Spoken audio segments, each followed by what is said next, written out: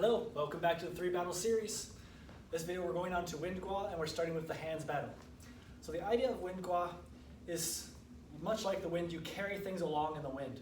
So the idea with the hands is that you attach, follow, and add to any motion.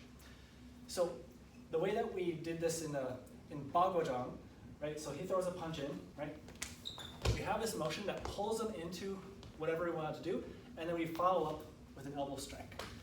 So I'm not going to elbow strike my friend here, but that's the idea. So as he added, right, we leave this as the thing that he runs into. So notice that I'm not, waiting for this to finish out. Like I'm not here and then I add my force. It's as his motion is going forward that I add the force. Because again, if he's like just holding his fist out there, right, he can resist me pulling him. Like I can really pull him, but it's going to be taking a lot of effort. So it's as he's doing the motion, because he's already going this way. Since he's going that way, his body's oriented to put force that way, that's where I'm going to take him. So that's the idea of adding. If he came in with like an overhead chop, you could add in this way, right? Where you come over the top, add to the force, and continue it further than they intend to go. That's really the key to this, is by adding motion, you take the attack further than where they intend to go. It's making them overcommit, right? So in the first example, he throws that punch, right? He's going to stop here, but I'm going to take him here, right? Where now he's off balance and in a better position for me. Whereas when he came in with that overhead chop, his attack was going to come here and maybe smash through here, where he's like, not fully vulnerable here. But I took him here, where now his face is open, right? So that's the idea. He comes in with that overhead chop, right? I come over the top, add to it, and make it my own technique. And he can come in with a hook punch, right? And you can do the same kind of thing, right? Where you add to the motion and expose his back. So as he comes in, right? Add and follow in, and now the back of his head is exposed to me, his foot's exposed to me, everything else up here. So that's really the idea.